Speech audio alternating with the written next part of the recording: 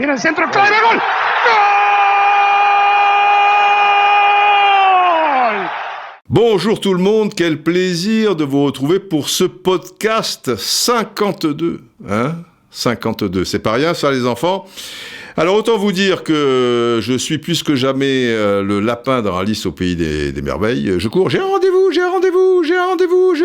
Et en ce moment, je multiplie les rendez-vous. Je suis par Mons et par Vaud. Et donc, du coup, le podcast sera un peu plus court. Et oui. Et d'autant plus que c'est la mi-temps en ce moment au Stade Aztec. Donc, il n'y aura pas de finale entre la France et l'Argentine. Je vous rappelle que le score est, j'allais dire, d'un but partout, mais on nous a refusé ce but à Michel Platini. Moi, je pensais que le ballon était entré. Bon, enfin bref, il y a 1-0 pour l'Argentine. Nous verrons bien. À ce sujet, cependant, car je reçois de temps en temps des petits tweets ici et là, jingle tweet, ce sont donc les éléphants qui barrissent. Bon, je le fais moyen, là.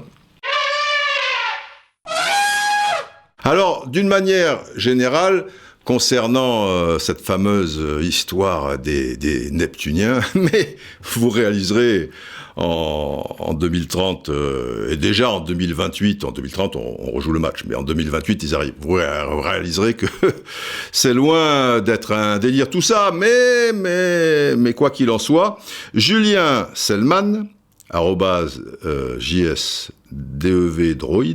me dit « Bon, Didier, quel plaisir d'écouter tes podcasts et surtout tes football fiction. Quel travail ça doit être de commenter un match qui n'existe que dans un monde parallèle roustano-neptunien. Comment fais-tu? Un grand bravo et merci. » Alors je reçois certains tweets de la sorte. Ben, pour le réaliser, oui, c'est un petit peu... voilà, ça demande certaines choses à n'en point douter. Et ben, j'ai aussi le match qui se déroule sous mes yeux. Ça, à un moment, il va falloir que vous le réalisiez. Mais alors, ce qui est toujours rigolo, c'est les gens qui critiquent. Alors, quand tu as écouté, ça te plaît pas, ben, y a aucun problème. Mais écoute au moins. Et il y en a certains, qui se ferment. Alors déjà, il y en a un récemment, mais d'autres comme ça, qui me précisent par tweet, mais non, vous vous trompez, la finale de la Coupe du Monde de 1986 était Argentine-Allemagne et non France-Argentine. Bon, déjà, le mec me prend pour un demeuré ou quelque chose. Mais il a peut-être loupé aussi quelques épisodes, donc on va pas être trop dur. Mais peut-être un peu plus saignant, avec certains commentaires, dont un... Je ne vais pas vous citer l'auteur, mais parce que j'en ai reçu quelques-uns de la sorte, qui me dit « Quel intérêt ?» Mais quel intérêt ce genre de match qui a pas eu lieu? Avant de préciser quand même, derrière, cela dit, je n'ai jamais écouté. Donc tu vois, c'est-à-dire que on devrait toujours... dans ce monde, être cartésien, tu vois. Rester absolument dans les clous, ne pas laisser cours à notre imagination. Ridicule. Je trouve ça ridicule, quoi. Il y a cette sorte de dictature de sérieux en matière de football. Il en faut, certes, je veux dire, mais voilà, un peu de légèreté, tu vois.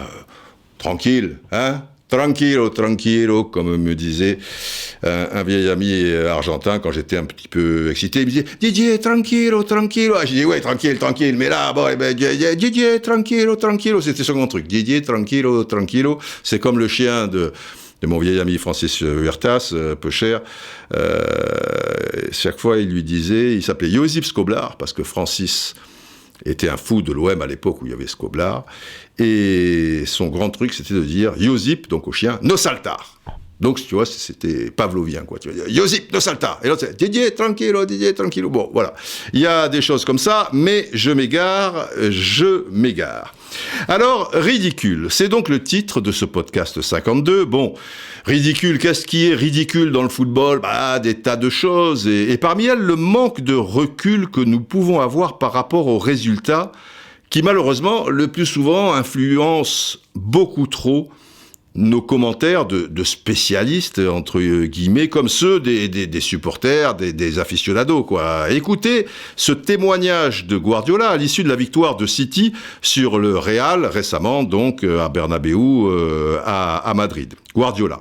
Vous allez dire que j'ai battu Zidane tactiquement parce que nous avons gagné.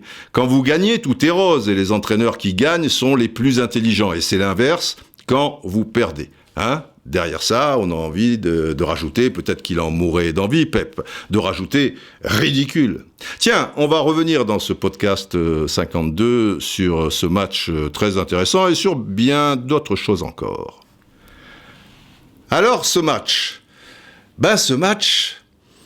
et pour ce match, Guardiola, que l'on dit si dogmatique, si vous voulez, va tenter quelque chose d'assez gonflé à mon sens. Il expliquera le pourquoi du comment lors de la conférence de presse, mais si vous avez suivi le match, vous avez vite compris que, contre toute attente, il ne mettrait pas Agüero, qui était pourtant sur la feuille de match, mais dans l'axe de l'attaque, Kevin De Bruyne, normalement formidable distributeur, on le sait, ainsi que Bernardo Silva, qui est plutôt sur un côté, tu vois, ou alors en soutien de l'attaquant, De Bruyne, faux avant-centre, et à droite, Mahrez, et à gauche, Gabriel Jesus, qui est normalement un avant-centre, même si, c'est vrai, à ses débuts à Palmeiras, il a joué aussi sur le côté, et en Copa América, quand Firmino était dans l'axe, il était aussi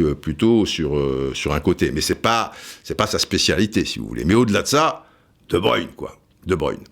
Alors, Guardiola, il y a eu une trêve de 10 jours en Angleterre, donc il a pu avoir un petit peu de recul. Il se méfie énormément du Real Madrid, avec qui il a des mauvais souvenirs lorsqu'il était notamment entraîneur du Bayern. C'est un petit peu la même base, hein, ce Real Madrid. Quand il était à Barcelone, bon, les choses ont un peu évolué depuis, même si des Sergio Ramos, Benzema, etc. étaient déjà là. Mais donc, il dit qu'il a vu beaucoup de cassettes, etc. Et qu'il estime que le triangle Sergio Ramos, Varane, Casemiro met beaucoup de pression dans l'axe. Et au niveau de son attaque, surtout que Gabriel Jesus n'est pas très à l'aise de haut but, qu'il a plutôt besoin d'espace, il fallait un gars peut-être plus technique, à l'aise précisément dos au but, jouant en déviation. Et pour se libérer de cette pression, ne pas la subir, il était important d'écarter le jeu, de jouer sur les côtés. D'où la position de Jesus, qui sera préféré à Sterling, parce qu'il avait aussi Sterling au cas où, et de Mahrez sur le côté, et les deux donc dans l'axe, Bernardo Silva, De Bruyne. Alors là, je fais un petit parallèle, parce que, je vous l'avais dit dans le podcast 49, je crois, même si Tuchel avait peut-être une part de responsabilité, et sans doute, dans la déroute de Dortmund, même si, ça aurait pu être une déroute. De 1, c'est pas une déroute. J'avais trouvé ridicule certains commentaires, et qui soient de spécialistes ou d'aficionados, quoi. C'est-à-dire, toi, tu sais plus. Le mec, il a eu des résultats dans 3 clubs. Il a fait ses preuves. Il est contacté par le Bayern Munich encore aujourd'hui.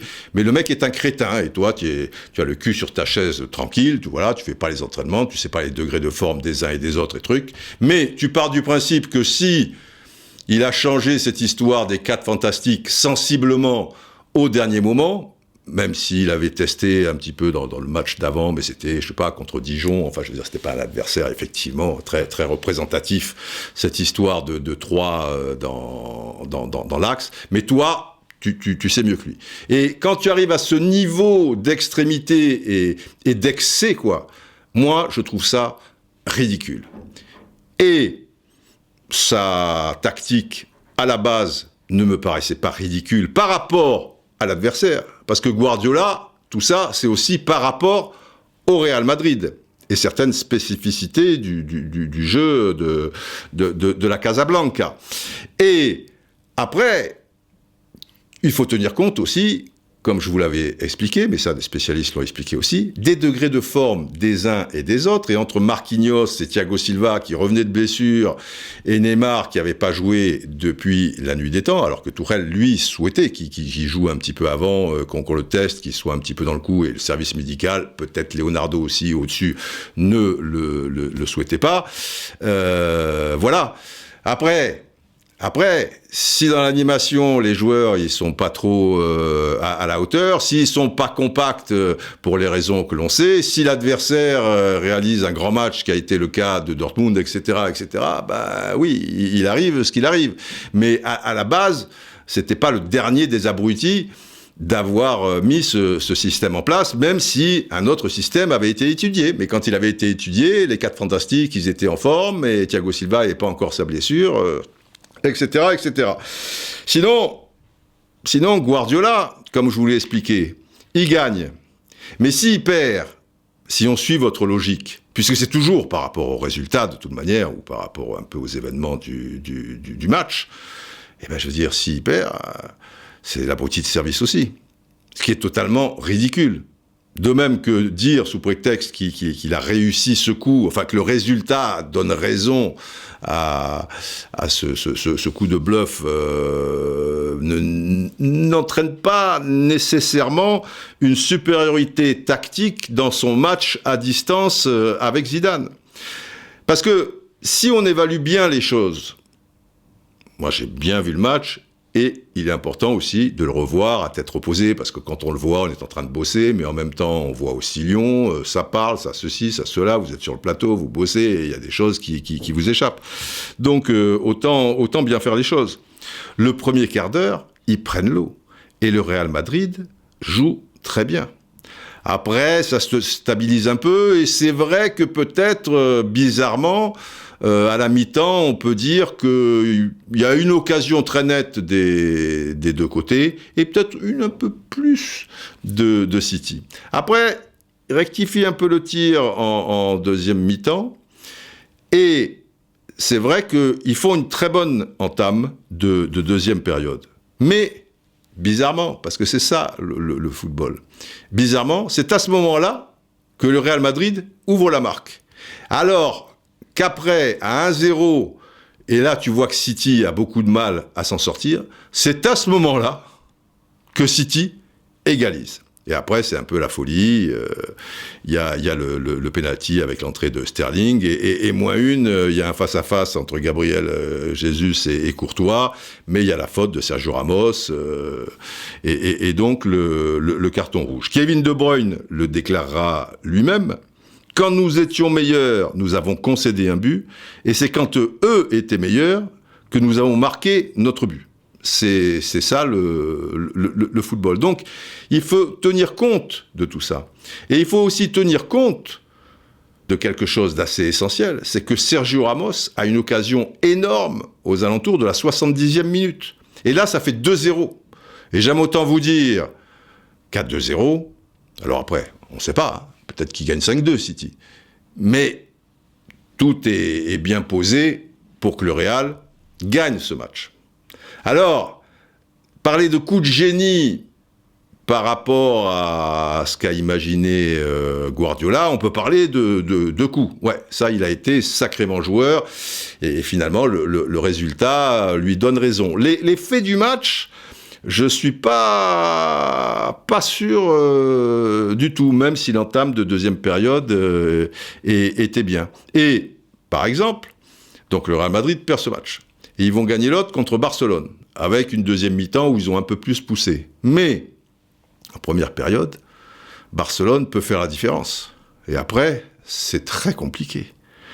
Donc, dans une forme de logique, si vous voulez, il y a peut-être match nul sur les deux matchs. Mais Zidane pouvait perdre les deux matchs. Mais il pouvait aussi, suivant les circonstances, gagner les deux matchs. Tout cela est tellement infime, si vous voulez, et les matchs entre ce genre d'équipe se joue tellement sur des choses qui n'ont pas une forme de logique, puisque tu marques ton but alors que tu es au plus mal et que tu l'encaisses alors que tu es au mieux, qu'il faut, je pense, ne pas accabler comme ça joueurs ou entraîneurs suivant comment ça tourne. Il y a des rencontres. Ok, quand Leipzig va gagner à Tottenham, alors là, il y a vraiment une forme de logique par rapport à ce qu'on a vu. Mais bien souvent, quand les équipes sont à un tel niveau, vraiment, dans le football d'autrefois, faut pas la peine de remonter à un demi-siècle, mais peut-être même une décennie ou une ou deux décennies. Une équipe qui, dans le jeu, était supérieure, gagnait 7 à 8 fois sur 10, on va dire. Dans le football actuel, par rapport à ces équipes-là, une équipe qui est supérieure va gagner, je sais pas moi, peut-être une fois sur 2. Et l'autre fois, il y aura moitié défaite et moitié match nul. Et moi, ce qui m'ennuie, ce sont toujours des commentaires, parfois de nous-mêmes, c'est vrai, mais aussi des aficionados, qui sont dans un excès ridicule. J'ai une petite... par exemple, Zidane, quand il perd en coupe contre les Leganés, il y a 2 saisons avant d'affronter le PSG, et plus tard de gagner sa 3e Ligue des Champions, on sait que tout le monde, enfin en Espagne, ils sont nombreux à l'intérieur du club, chez les supporters et globalement, je veux dire en Espagne, à dire Zidane, c'est plus possible. C'est ridicule. C'est parfaitement ridicule. Il y a des passes comme ça dans une saison parce que des blessés, des contre-performances alors que tu pouvais accrocher un nul ou une victoire, la confiance qui part un petit peu, mais tout remettre en question pour un gars, si le gars débarque de Neptune par exemple, tu vois, c'est le cousin de Georges, peut-être, sans tomber dans l'excès, tu peux émettre des doutes, mais Zidane, il a prouvé pendant 2 saisons, à ce moment-là, qu'il est l'homme de la situation. Eh ben les mecs veulent virer. Pas plus tard qu'il y a eu son retour, qui n'était pas diabolique en cours de saison dernière, pas plus tard qu'au mois d'octobre, mi-novembre, c'était la même chanson. On ne parlait que de Mourinho à l'intérieur du club par rapport à certaines personnes du board très, très influentes. Zidane, c'était fini, c'était patati, c'était patata. Depuis, il est leader du championnat d'Espagne. Et moi, désolé, contre Barcelone, c'est un match un peu particulier. Et c'est vrai, de toute manière, que le Real et Barcelone sont dans une phase, je trouve, un petit peu de transition, parce qu'il y a des joueurs qui commencent un peu à faire leur âge, il y en a d'autres qui arrivent, il faut un petit peu qu'ils s'adaptent. En plus, tu as Hazard blessé, tu voulais 1 ou 2 joueurs, on connaît les noms, tu les as pas eus, etc., etc. Je parle pour le Real, mais pour Barcelone, c'est compliqué aussi. Et là, faudrait tout casser. Franchement, moi, je trouve ça ridicule. J'ai une anecdote un peu à ce sujet, que j'ai découvert les premières fois où j'allais aux États-Unis et que je travaillais un petit peu, donc j'avais un peu plus de recul par rapport à certaines choses, et j'étais plus à même d'assimiler d'autres choses par rapport à leur mentalité, qui est parfois très, très dure quand, je trouve, tu as fait ton chemin, et là, ça se stoppe, et après, on dirait qu'on oublie tout, quoi. Tu es plus bankable, tu es plus truc, tu intéresses plus personne. Anecdote égale gong. Voilà, ça nous vient de Las Vegas. Vous savez que je suis un grand joueur, que je joue des millions de dollars sur les tables de Vegas. Oui, c'est comme ça. Il faut dire qu'on a fait des tas de soirées pasta avec Franck, Sammy Davis et Dean, que forcément, j'y ai pris goût. Mais bon, On en parlera peut-être un autre jour. J'étais là-bas parce que je faisais un documentaire sur Sugar Ray Leonard qui allait boxer quelques jours plus tard Hearns. Et contre Hearns. Donc, poids moyen.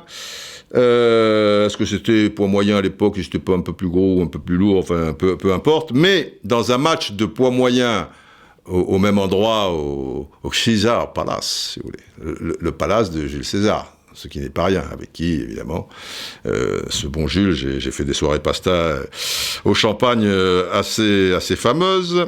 Et donc, la veille du match Leonard-Hearns, il y a une soirée de gala à laquelle je suis invité, étant très showbiz, vous le savez aussi, où il y a pas le Hall of Fame, mais pas loin de la boxe qui se retrouve un peu, tous les grands spécialistes, promoteurs, boxeurs du futur, actuels, un petit peu anciens, quelques journalistes, etc. Triés sur le volet. Hein. C'était vraiment du high level, comme on dirait là-bas. Et j'observe un peu, c'est un monde que je connais pas trop. Et à un moment, je vois Hagler qui était un magnifique champion, quoi, je veux dire. C'est pas Marvelous Hagler, les enfants, c'est pas rien. Et 2 ans auparavant, il avait fait le dernier match de sa carrière, parce que ça l'avait trop gavé, il avait perdu contre Sugar Ray Leonard, dont c'était un peu le retour au point. C'était assez discutable, hein. Tu vois, c'était pas le truc archi flagrant. Mais bon, il a perdu au point, et comme il s'est estimé un peu volé aux entournures, tu vois qu'il était quand même plutôt en fin de carrière, etc., il y a mis un terme. Mais donc, malgré sa grande carrière, il termine sur cet échec, si vous voulez.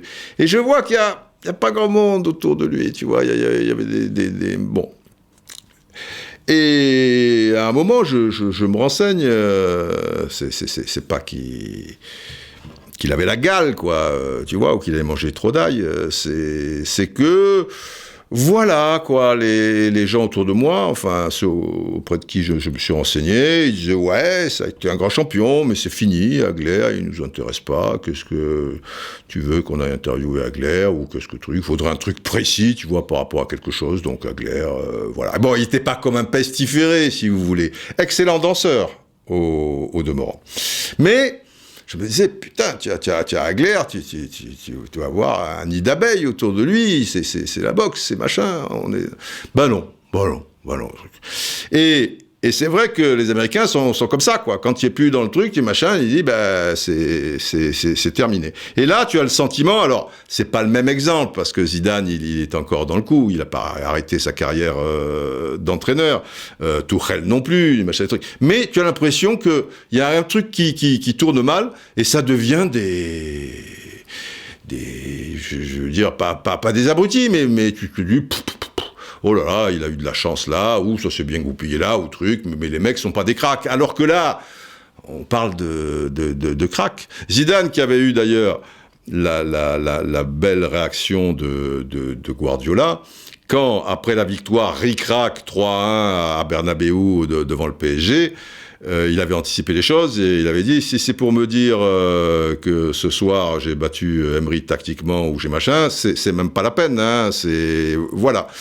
Et je trouve que dans ces moments-là, on est un peu petite précieuse ridicule, quoi, si vous voulez. Toujours, le football, c'est tellement fragile tout ça qu'il est bon d'avoir des convictions, certes, d'avoir de la passion, certes, mais de dire les choses, certes. Et des entraîneurs, parfois, ne sont pas des hommes de la situation, ça arrive aussi, ou sont un peu au-dessus de leurs moyens par rapport au club qu'ils entraînent, qui machin. Il y a des évidences. on peut le dire. Mais par rapport à un résultat, tu vois, quand tu vois à quoi ça se joue, tu t'imagines Zidane, après avoir perdu contre Manchester City, perdre le Classico, et en première mi-temps, c'est Griezmann, à un moment, sur une reprise, il est un peu plus adroit, suivant comment ça tourne, voilà quoi. On peut pas dire que le Real était au-dessus. À mon sens, par rapport à leur deuxième mi-temps, je pense qu'il le mérite. Mais en première, c'est ric-rac et se retrouver à 0-0. Mais maintenant, même s'ils avaient perdu les deux matchs, moi, ce qu'ils ont montré contre Manchester City, j'ai trouvé ça fort. Maintenant, c'est fort ce que fait Guardiola, mais ça montre aussi Guardiola qui a une tactique quand même qu'il emploie les 9/10 du temps. Et là, le temps d'un match, paf, il change du tout au tout. Même De Bruyne et Bernardo Silva avaient joué un peu une fois comme ça. C'était en Coupe de la Ligue à Old Trafford contre Manchester City. Mais il a décontenancé ses propres joueurs. Mais lui, il estimait, après avoir étudié le jeu du Real, que c'était la meilleure manière de procéder. Et De Bruyne, pareil, toujours lui, a déclaré après le match, j'ose espérer qu'il l'aurait pas déclaré si le Real l'avait emporté 3-0, il avait dit « Je crois que depuis 4 ans avec Pep, c'est le jour où il nous a le plus surpris. Il y avait des surprises à l'intérieur même de l'équipe et les joueurs, pour certains, ne savaient même pas quoi faire avant de commencer la rencontre. » Mais tu imagines si pour certains entraîneurs, il y a un joueur qui dit ça, même après une victoire, mais il se fait massacrer. Prenons Tourelle, puisqu'il est dans l'œil du cyclone. Imaginez qu'un joueur du PSG, même, tu as gagné 2-1 à Dortmund, mais il te dit, je crois que depuis, alors lui, Tourelle, il a depuis 2 ans, je crois que depuis 2 ans et demi, avec Tourelle, je relis, c'est le jour où il nous a le plus surpris. Il y avait des surprises à l'intérieur de l'équipe. Certains joueurs même ne savaient pas quoi faire avant de commencer la rencontre. Mais mon ami, c'est une boucherie. Et s'il y a boucherie, c'est ridicule.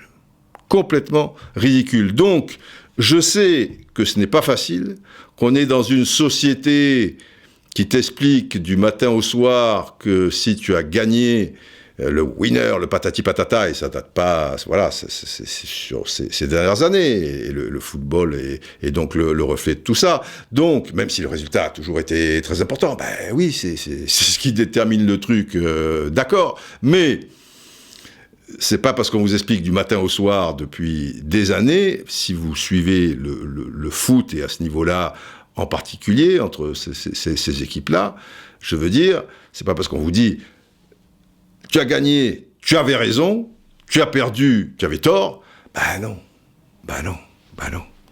Hein, comme le dit El Maestro Bielsa, je sais que c'est un air certain quand je dis ça, mais enfin quand même, Bielsa, hein, que voilà quoi, la victoire est souvent une grande menteuse. Quoi qu'il en soit, essayez, chers braves, faites-moi plaisir, regardez bien les matchs, parce que des fois, je me demande si les gens, je vois des commentaires, je me dis, mais il a vu le match, lui, voilà, regardez bien les matchs, et todo tranquilo. Voilà, il me disait pas tranquilo, Didier, il me disait, Didier, todo tranquilo, tout est tranquille, todo tranquilo. Voilà, il y a le résultat. Mais il y a aussi le match avec ses faits de jeu et avec ses actions. Et parfois, il y a une corrélation parfaite. C'est d'une logique absolue. Par rapport à ce qu'on a vu, le résultat est logique. Mais bien souvent, et de plus en plus souvent, il y a vraiment des nuances à apporter. Donc voilà, ne soyons pas ridicules, je m'y inclus aussi, et soyons bien vigilants par rapport à ça. Et c'est tout. Il n'y a pas de Georges, mais il y a quand même le général de Gaulle. Général. Oh, c'est plus court, Didier.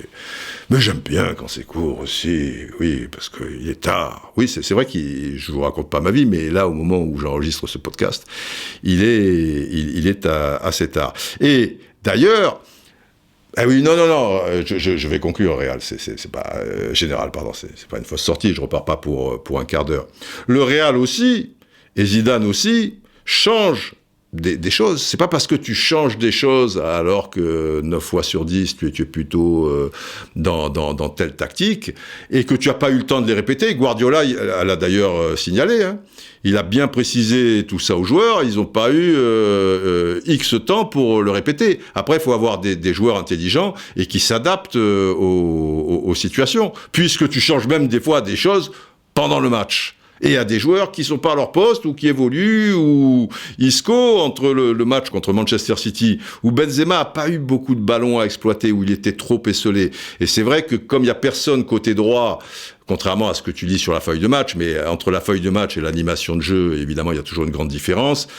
Sur le côté droit du Real en attaque, Isco y va de temps en temps. Tu le laisses à Carvajal quand il sent la chose. En diagonale, Valverde, qui est plutôt côté gauche, et Modric était côté droit en première mi-temps, il va plonger. Benzema s'y trouve un peu au but, tu vois, sur le côté droit et des choses machin. Mais Isco, il est un peu dans une position hybride, quoi, si vous voulez. Et en particulier en première mi-temps, avec Benzema, il était trop loin de Benzema. Là, dans le match contre Barcelone, Zidane a quand même rectifié le tir. Même à la mi-temps, contre Manchester City, Modric était plus haut que Casemiro, évidemment, côté droit. Il plonge aussi de temps en temps, machin. Et à gauche, il y avait Valverde. En deuxième mi-temps, ne me demandez pas pourquoi, mais c'était totalement l'inverse. Valverde était à droite et Modric était à gauche. Voilà, tu changes, tu fais évoluer, tu machin, tu n'es pas obligé de répéter les choses, quoi. Je veux dire, les joueurs, voilà. Après, il y a un ballon, il y a des adversaires, il y a du mouvement, tu connais tes partenaires, tu t'adaptes, quoi. Tu n'as pas toujours 6 mois pour répéter les gars, mais tu peux changer du tout au tout en une fraction de seconde. Voilà, non, c'était un petit détail général. Eh bien, allons-y. Il nous faut conclure. Je peux, là, c'est vraiment fini. Hein, oui, c'est fini. Je sais que vous avez une soirée pasta avec André Malraux tout à l'heure. Allez-y, très bien.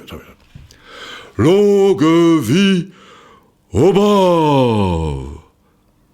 Et je réalise que j'avais un jingle sirène que j'ai complètement zappé. Est-ce grave ? Non, c'est pas grave, Didier, je comprends. Ah, voilà, bon. Donc, ne m'en voulez pas, chers braves, portez-vous bien, et on se retrouve bientôt pour le podcast 53, ou sur la chaîne L'Équipe, ou pour d'autres aventures. Allez, portez-vous bien, prenez soin de vous, et surtout, c'est bien normal, de ceux qui, autour de vous, en ont le plus besoin. Viene el centro, clave, gol.